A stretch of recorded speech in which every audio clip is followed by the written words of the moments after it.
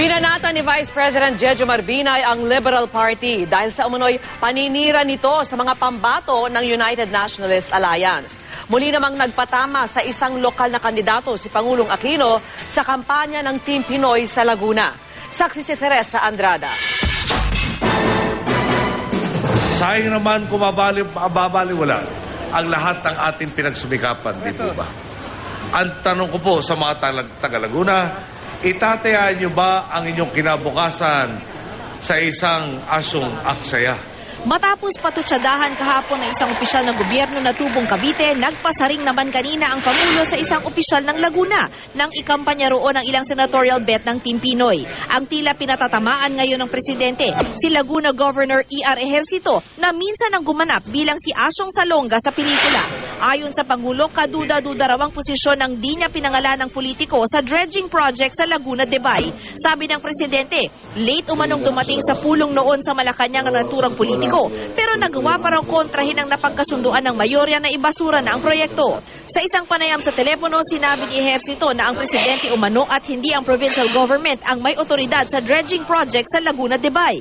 Ayon pa sa gobernador, si Pangulong Aquino raw ang may gusto na i-repackage ang naturang proyekto. Sa kalapit na probinsya naman ng Quezon, nag-motorcade ang ilang kandidato ng United Nationalist Alliance. Nangampanya rin sila sa Lucena kasama si Vice President Jejomar Binay na binanata ng Liberal Party dahil sa umano'y smear campaign nito laban sa kanilang mga kandidato. They're starting with it. Itong nilabas sa dyaryo, may mga nagsabi na sa akin lalo na sisiraan na sila si Discamillas.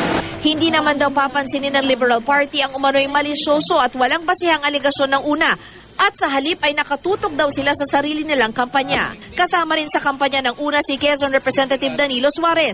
Bagamat kaalyado ni dating Pangulong Gloria Arroyo, naniniwala raw si Suarez na mas maraming kandidato ng una ang susuportahan ng kanyang partidong Lakas NUCD. Compelling din yun na liberal ang humarang dun sa batas na panukala namin na bigyan ng separation pay, retirement, at death benefit ang lahat na naglilingkod sa barangay.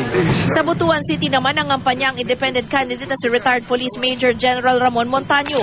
Kapag nahalal, tututukan daw ni Montaño ang mas mahigpit na pagpapatupad ng mga batas at pagsasaayos ng mga benepisyo ng mga retiradong pulis. Dating naging hepe ng pulisya si Montaño sa ilalim ng administrasyon ni Pangulong Corazon Aquino. Teresa Andrada ang inyong saksi.